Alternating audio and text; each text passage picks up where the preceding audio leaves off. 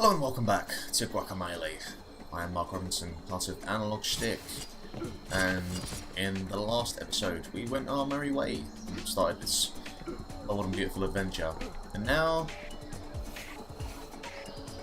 we're going to open the chest, followed by,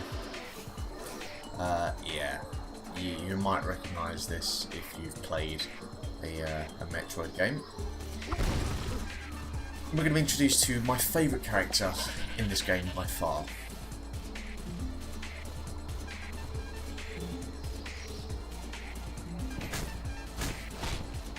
This is Great Chivo? I don't know what the kind of where the silence is in the word. Anyway, now before we begin, tell me, is your mother single? Does she have a type?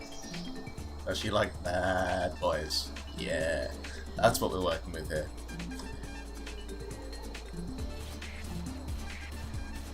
So, there's a bunch of exposition that we don't have to see, because if this was a Kojima game, we'd be here for the next 4 hours.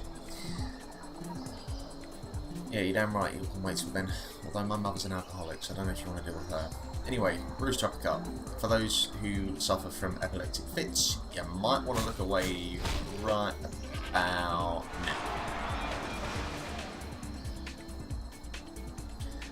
Still don't really know if that was the best idea to have that included in the game, but anyway. So, we have our first power move. If you press up and B, boom, you will see blocks that are colour-coded red. This, as I said before in the last episode, this game works on colour coordination. So, if you see anything that's got a red block, you can smash through it. That'll also apply to enemies at a certain point as well, but we'll worry about that when we get to it. For the time being, arrows need to go on. There you go, that way, yeah, that's fine.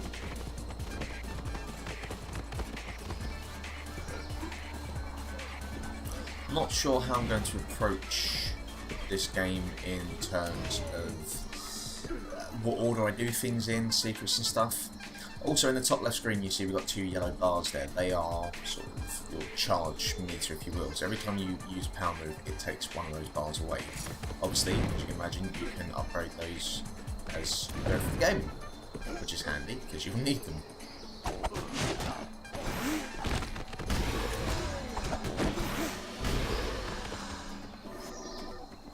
Alright, it's time for one of these rooms.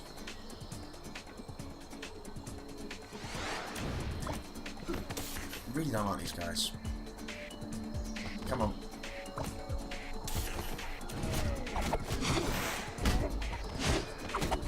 There you go.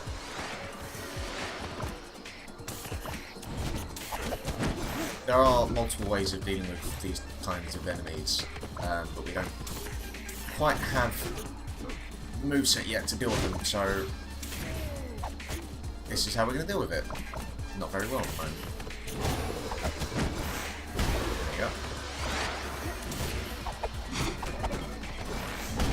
You can also throw other enemies into them, which I find tends to work pretty well as well.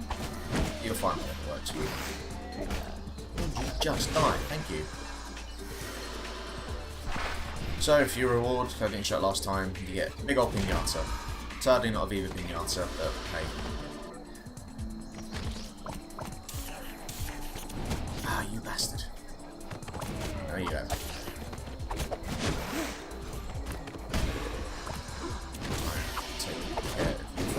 Don't need to defeat every enemy that's on the screen, but it's good to get your money up pretty quickly, because just the sooner you start getting power-ups, the easier the game gets, but it just works in your favour. It's best to.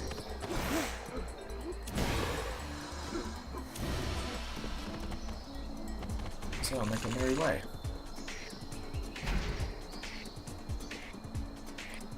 It's like that scene out of Old Boy, except more Mexican. Right, you go that way, you also go that way, and now it's starting to really be like that scene out of Old Boy. Yeah! Combo!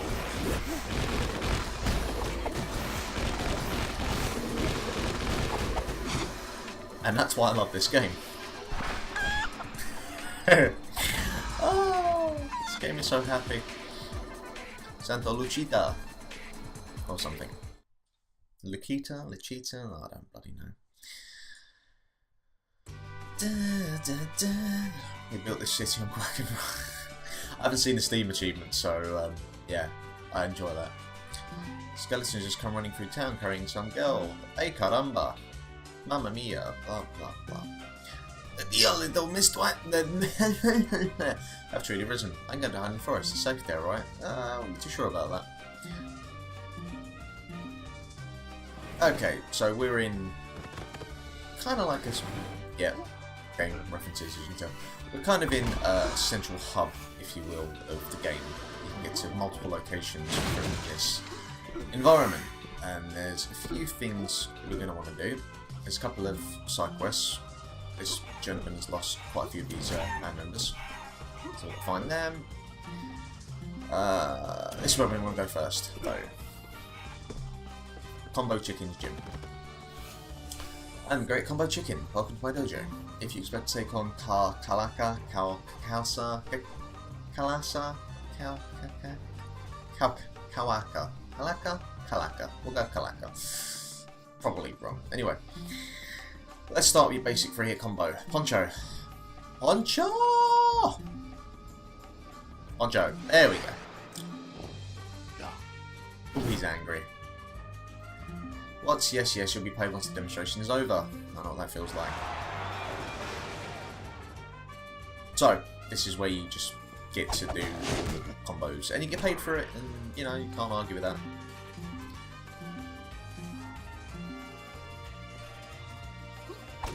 Hey! Pressing up next. Yeah!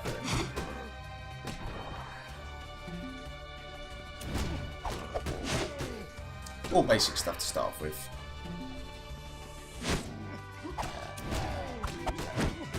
But it all looks really cool. Birds flying around the room. How dare you mock my inability to fly?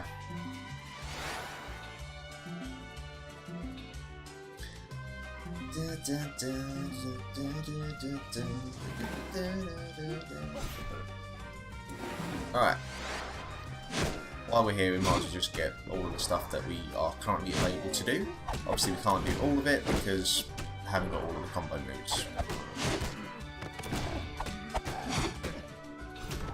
Don't think, feel. Thank you. Yep, so that's all we can learn for the moment.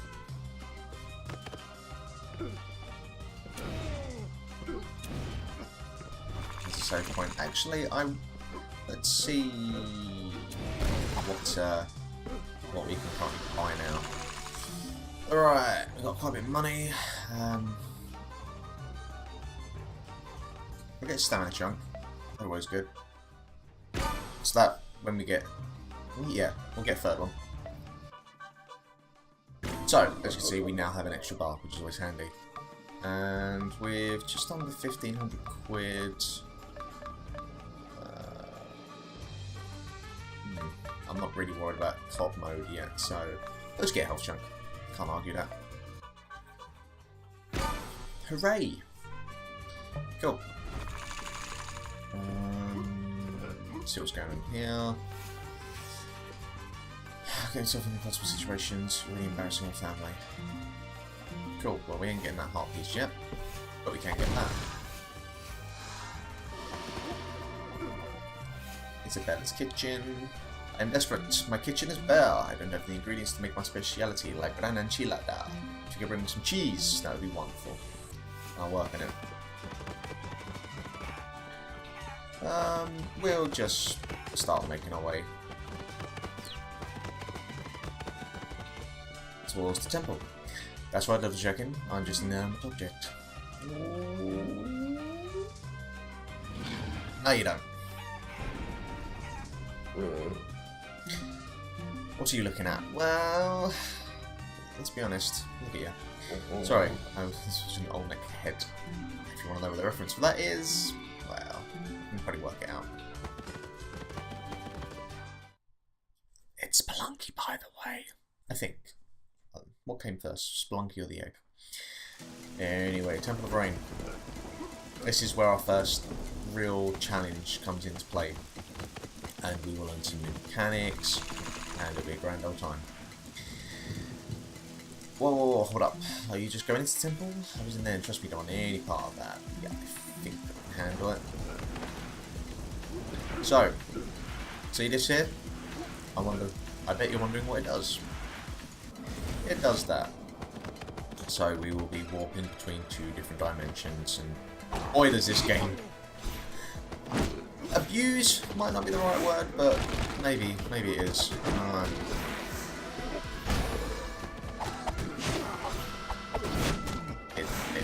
It actually abuse is a really good word to describe it. It knows its mechanics and it goes for it. I'll leave it at that. Oh my, what we have here? Is this the husky luchador I've heard Jaguar Javier speak of? Yeah, you could say. Seems like it skips out the best parts. You bitch.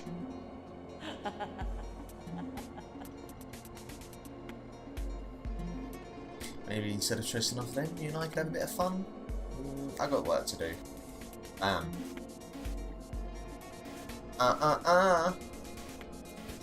Yeah, stone cold. That's what I am. Need some fun. Seriously heavy petting. I like doing front days as well, to be honest. But until then, we have these weird little guys to deal with. And they come in thick and fast.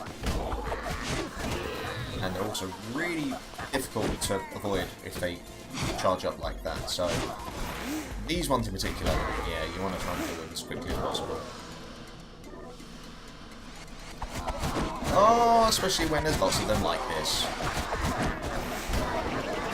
Because then they're really, really difficult to avoid.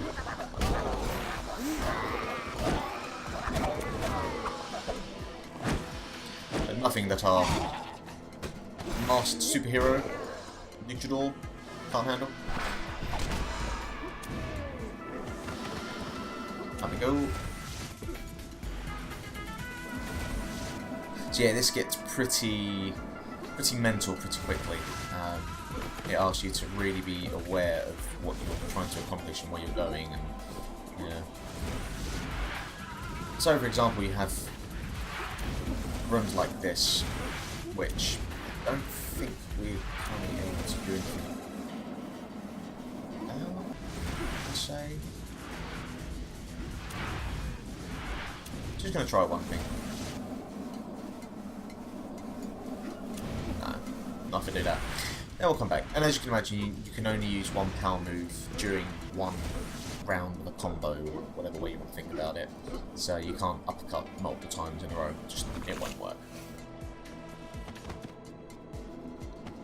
Come back that way. 6 to our left. No, we ain't going that way yet. That's fine. So make our way over here. Yeah, that guy.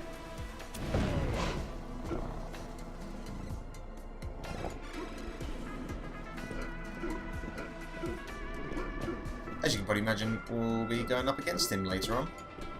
Sorry for spoiling it. Oh, hello. Right. Yeah, so you then have rooms like this where enemies appear, but they are in a different dimension, and you cannot fight them unless you're in the right universe dimension. It gets interesting, to say the least.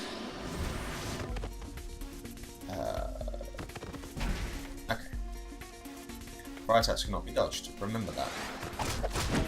But these guys, again, like a lot of enemies, you just want to get rid of them as quickly as possible. If they do come up towards you, just roll and dip, duck, dodge, dive, and duck, whatever the point was. Alright, get up here. Roll strength to an attack, excellent.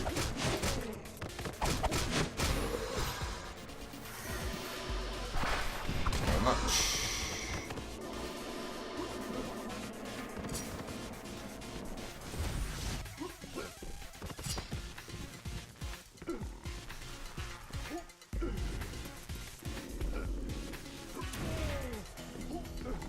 at this point I'm trying to currently remember if this is the right way, but yeah, Chozo statue, so we'll take it.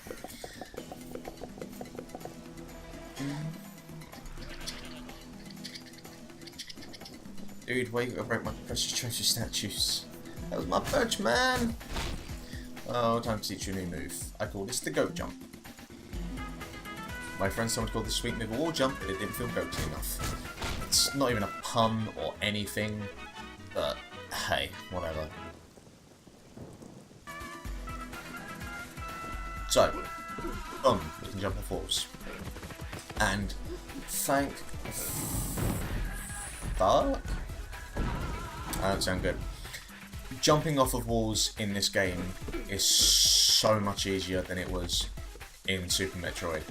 I cannot begin to explain how much I hate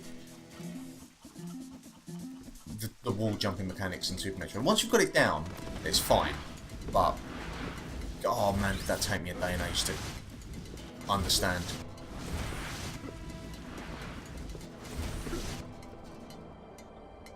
But with here, it plays a lot more, you know, like a Mario. Didn't get it, did we?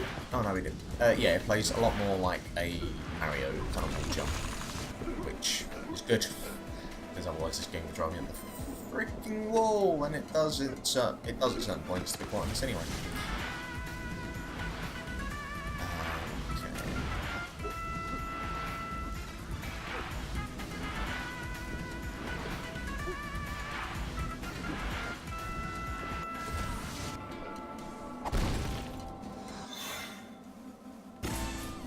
So you'll find many jumping platforms and puzzles like that across the game, and some of them are brutal.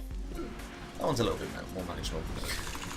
And I think I will stop there for the time being, as we make our way through Temple of Rain. Next time we'll probably take on that big fuck-off dragon bastard you just saw, and go on from there, I guess. So until next time.